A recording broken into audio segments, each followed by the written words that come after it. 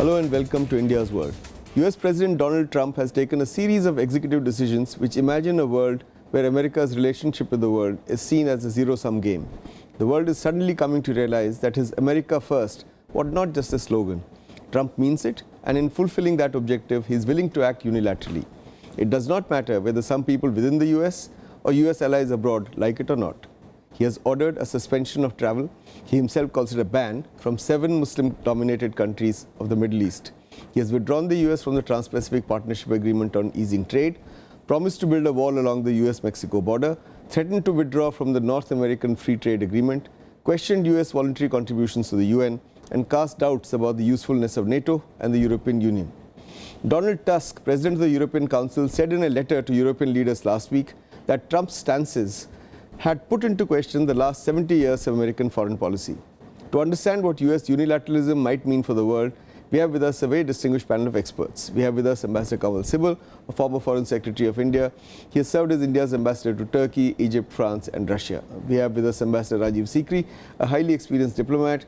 As Secretary in the Foreign Office, he has overseen India's policy towards the Arab world, Iran and Israel. He is author of a seminal book on Indian foreign policy entitled Challenge and Strategy, Rethinking India's Foreign Policy. And we also have with us Ambassador Pinak, Ranjan, Chakravarty, a very old friend. He's been India's ambassador to the Philippines, Thailand, Bangladesh, and has served in diplomatic assignments at Cairo, Jeddah, London and Karachi. He's been writing about the Trump foreign policy. I welcome you gentlemen to this discussion. Ambassador Sibal, let me begin by asking you this. Do you think that the Trump administration suffers from a irrational siege mentality, and that Trump's immigration ban is impulsive and rash? What was the immediate provocation for an executive order for banning travel from these 7 countries? Well, I think it is part of his general thinking that there is a huge problem of Islamic radicalism, and there are terrorist attacks all over the world. America has suffered terrorist attacks, and he doesn't agree with the kind of policy that Europe has followed in this regard. He's very concerned about the rise of the Islamic State, etc., which explains his travel ban for 90 days and tightening up of visas, extreme vetting in the case of visas from some other countries, and no refugees from any Muslim country. This is part of his worldview. And there it is. I mean, he's not alone in this. There are many people in his entourage who feel the same, and many people in the public who might feel the same. But the question always is, and in this case, this dilemma is not there, that what would be the impact on the rest of the world? America has always given leadership in terms of openness, human rights, democracy, free markets, etc. There's a certain worldview that they have created with regard to America's role in the world. But that is now being hugely diluted by Trump. And there it is. I think he has that feeling, and is implementing that policy. Yeah. Ambassador Sikri, do you agree with what Ambassador Sibal has said? Because while he has banned immigration from these 7 Muslim-dominated countries, he has left out those countries where he has business interests: Saudi Arabia, United Arab Emirates, and Egypt. And 18 out of 19 terrorists involved in the 9/11 attacks came from these countries, these 3 countries. So the countries where terrorists come from or have come from in the past, you have exempted them. Where there is no evidence of people coming and perpetrating terrorist acts on US soil, you've gone and banned immigration, introduced extreme vetting. So do you think Trump should have waited and presented evidence to the people, made his decision transparent and said, look, these are the reasons why I'm doing it? I think that you have to remember that Mr. Trump is a complete outsider to the establishment. He's never served in any governmental position. He has no experience of diplomacy. And being a businessman, he is, I think, bringing to diplomacy the kind of style which he has presumably used in business, which is, bargain hard, negotiate, put pressure, and so on and so forth. He was elected, as we know, by not the majority of the Americans, but by the majority of the states which made up the Electoral College. So he is, even though the elections are over, pandering to just that constituency.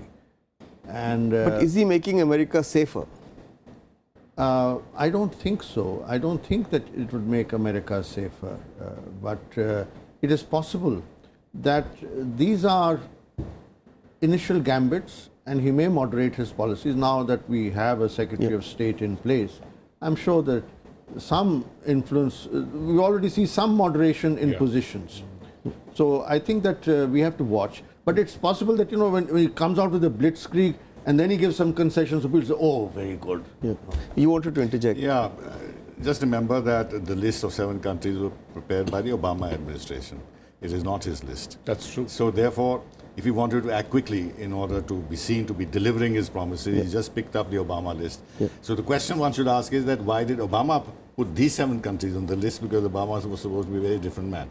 This is not Trump's list, and let's see now what happens with regard to the countries that you're mentioning, because one of his senior people, I forget who, said that, no, the head of the White House, Priebus, he said, well, we are also looking at the possibility of putting Pakistan on the list. Okay. Ambassador Chakravarty, do you think that both in the short and the long term, the immigration ban will have a negative impact, not only the United States, but also on the world, because both will become more paranoid, more closed in, more suspicious, and they'll become suspicious of Muslims from certain countries, which the US designates as dangerous, if you like.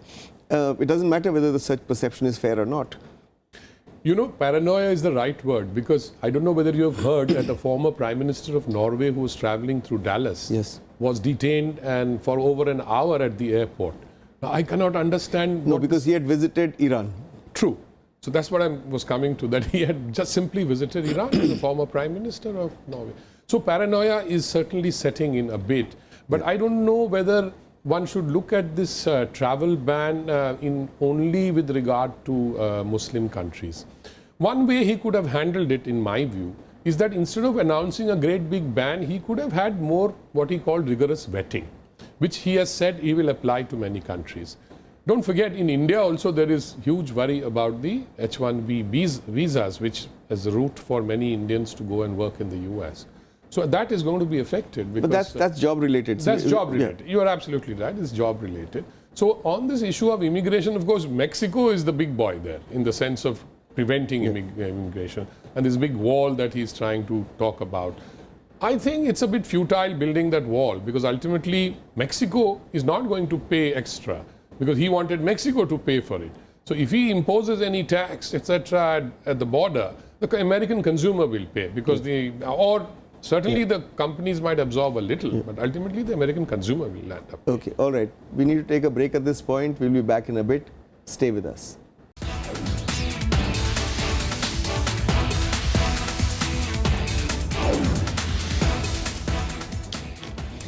Welcome back. We're discussing US isolationism under President Donald Trump. Ambassador Sibal, do you think that Islamic extremists will gain as a result of this immigration ban?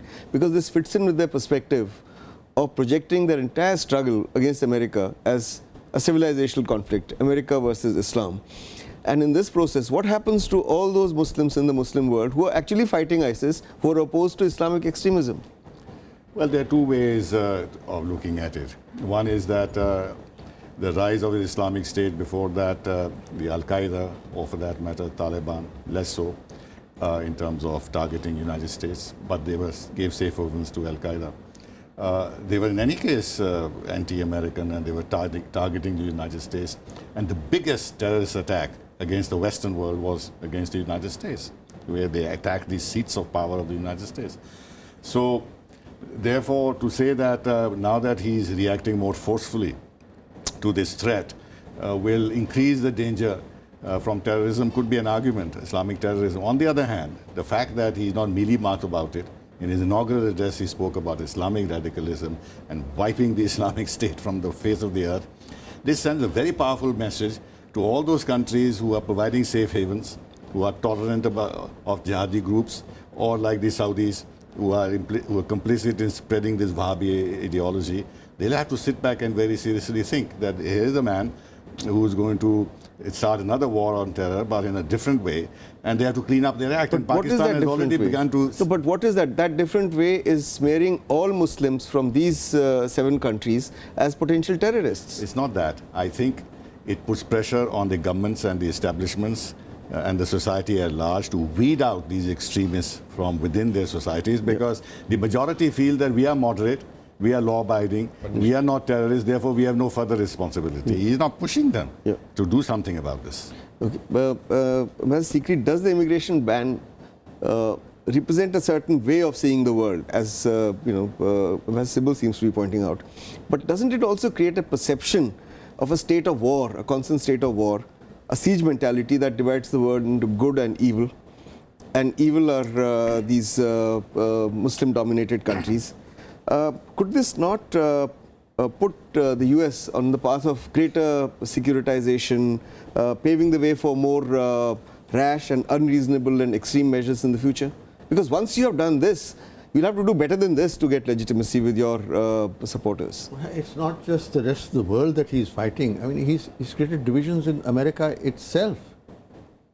And I think that is a very serious matter, because what the message which has gone out is that it's okay to act against anyone who is not obviously white, who's even a green card holder but is brown.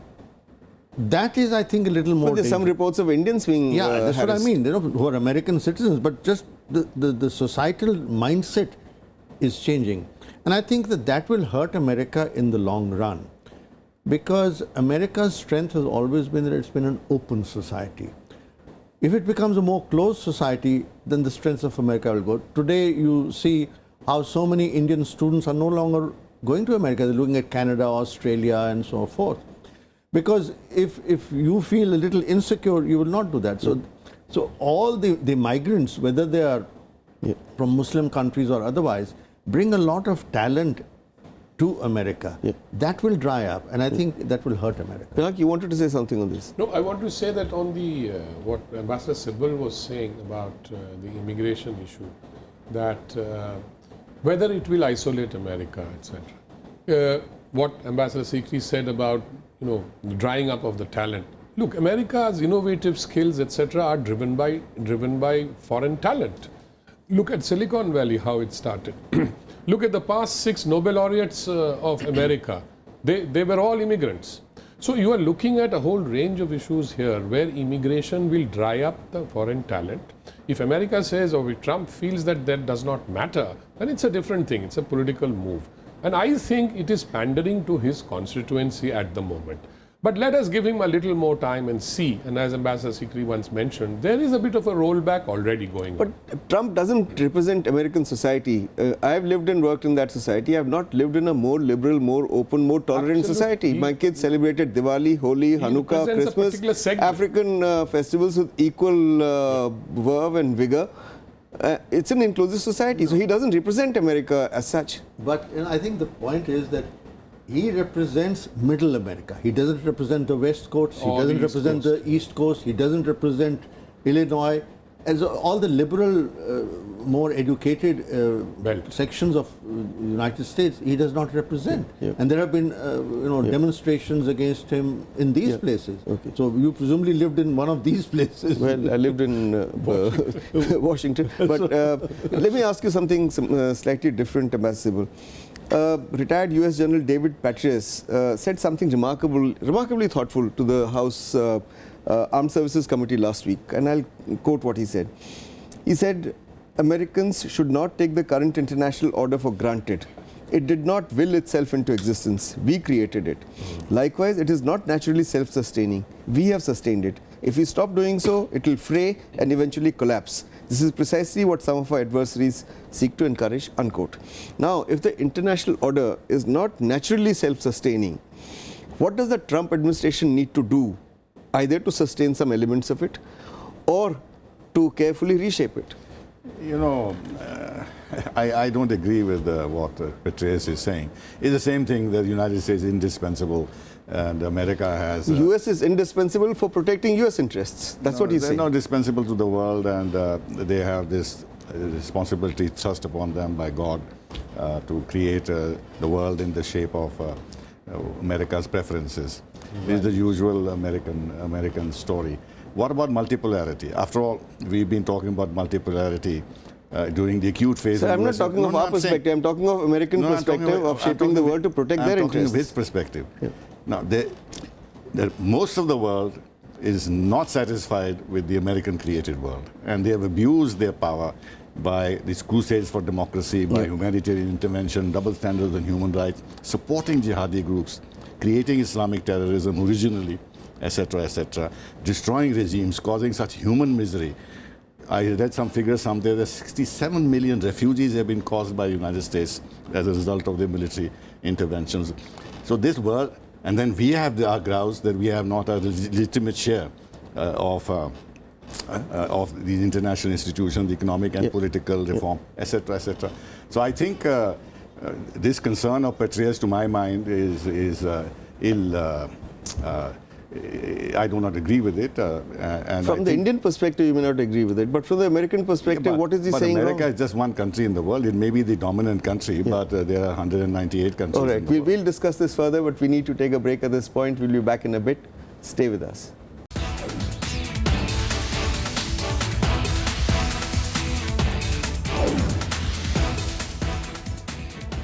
Welcome back. We're discussing US isolationism under President Trump.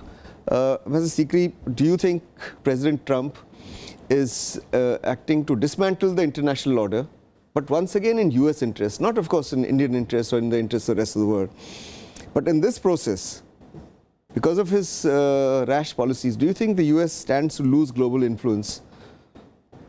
You know, the American dilemma is encapsulated in Mr. Trump's slogan, "Make America Great Again," which implies that there is a feeling that America is no longer at the top of the heap. But Republican presidents have said this in the past also. The slogan of Ronald Reagan was, "We should make America great again." No, He's dropped "we."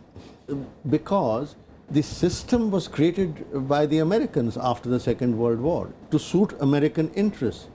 Now the trouble is that globalization, open markets, free trade, all that was okay so long as America was benefiting. You forced open markets in other countries. But when other countries have begun to rise, globalization has taken a turn which was certainly not intended by the Americans when they championed globalization. Then they say, oh, well, now let's change the rules of the game. Take the WTO. The WTO was pushed as long as the Americans and the Europeans could benefit from it. But once other countries, including India, started pushing back, then say, okay, we're not interested in WTO now. That has stalled. And you start on the TPP and so forth. Even that is gone now. So now I think we are entering a period of huge uncertainty. And there is an ongoing shift in the power balance, which we are witnessing. Where it will end, I don't know. Okay. But certainly America, in overall terms, will be far more diminished. Because if, say, countries like China and India are rising, then the relative weight of the United States will go down. Absolutely. Pinak, well, India may be quite happy actually with US isolationism and withdrawing from WTO, we negotiate, or TPP collapsing. But let me ask you this. How does it affect US allies? For example, in France, François Hollande has already advised Trump not to backtrack on the Paris climate change agreement or Iran nuclear deal. Theresa May has pleaded with him that don't lift the Ukraine-related sanctions on Russia too quickly. Angela Merkel has reminded Trump of international obligations for taking refugees who are fleeing from war zones. Now, do you think Trump sees distinct advantages from the US following isolationist policies, withdrawing from Europe, being friendly with, not having adversarial relations with Russia, even if it angers his allies? I think he doesn't care about angering anybody. But what I think is that he's going to cherry pick among all these options. Yes. For example, he's talked about NATO, that they should pay more, and all kinds of things he has said. Now the point is that, is Trump seeking to withdraw America from the international order? Now what General Petraeus said, for example, was actually he was arguing to maintain the status quo. because he feels, from his point of view, that that has benefited the US over the last so many decades after the World War. Now, I think what Trump is going to do, let me give you another example. Is Trump going to withdraw all the 800 American military bases over 70 countries that are spread over 70 countries, big and small, and on which the US administration or the Pentagon spends over $150 billion? I ask it as a question. Is he going to do that? Let's watch what he does. So I think he's going to be selective. He's going to make these waves in a very selective manner. By the way, the sanctions on Russia are going to stay. This has been confirmed today. So I think you are going to watch a bit of a rollback from certain places. But he's created a wave, and I think he wants to get some advantages out of this chaos. Okay. That is his style. Okay, you wanted to say something? No, I was going to make the same point that he did about the American bases in several countries and number of American troops all over. Yep. They're not going to be withdrawn. Other than that, the military-industrial complex, the counter-terrorism complex, that remains alive. Trump says that he's going to increase the budget. He's going to build up the American armed forces. For what? Not for isolationism. It is for actually making the United States domination of the world even stronger. And if he wants to make America great, it's not sitting in home and watching television. It is in relation to the rest of the world. So there are these very confusing and contradictory elements in Trump's statements and worldview. Some things are very good. Détente with Russia, if it happens, is good. Pressure on China is good. Fighting Islamic radicalism is good. Not spreading the American way of life, as he said in his inaugural speech, this is good. Not intervening and going in for regime changes in countries, that's good. So there is a positive agenda too. But there is also the other aspect where we are not very clear and it's very clouded. But is there a rashness and there is impetuousness in implementing? Certainly, because all this tweeting and all his statements, he doesn't use the normal protocolaire language of diplomacy. He's quite brash and quite rude and quite aggressive and quite abrasive, and he speaks his mind. And the way he's taking on the mainstream media. I mean, can you imagine American media on top of it? No country, even in India, we don't want to take on the media. The government doesn't want to because there's a backlash. The media doesn't need to be taken over in India, but that's a separate issue. Ambassador Sikri, if the US withdraws budgetary support to the UN, do you think that in such circumstances, China would be willing to fill in the vacuum? And will we see the Chinese ascendancy as America, even if it doesn't become fully isolationist, sort of semi-isolationist and withdraws from various international institutions and from the world? Well, firstly, I think the United Nations, if it doesn't stay in New York City, will not go to China because China cannot provide. Oh, I didn't mean shifting. I just meant budgetary support, stepping in with the extra funding. I don't think the Chinese would do it. The Chinese are very practical. They will put their money only where it benefits them. They are happy sitting there with the permanent vote and they can do it. They've benefited the most from the World Trade Organization. They've open economies. They haven't done their own thing. Now the Chinese, I think that is a problem, that if the Americans withdraw too much, then the Chinese will want to step in. However, the Chinese also have a problem that they have annoyed so many people. And everyone's become far more wary of them. So the pleasant mask of the Chinese has been removed. And I think that some kind of an anti-China grouping or coalition will emerge if China continues the policies that it is following. Okay. Pinak, you wanted to say something? No, I want to say that China is not ready to step in where America withdraws. I don't think they are either ready or prepared. They may have more money, and you could see perhaps in the UN they might use that to some effect.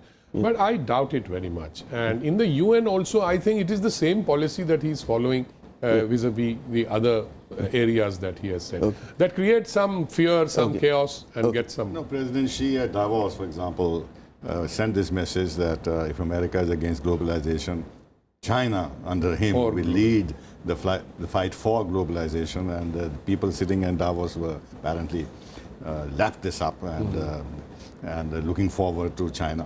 For China, globalization, as he was rightly said, has been a boon. They have grown because of this. And now they've got excess capacities, a lot of money. So they are interested in globalization, but it's economic.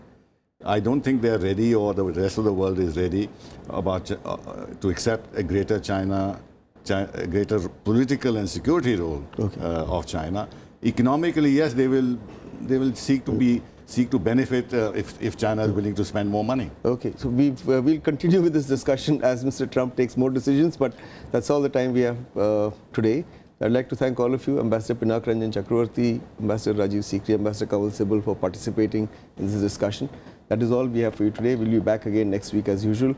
Until then, goodbye and thanks for joining India's World.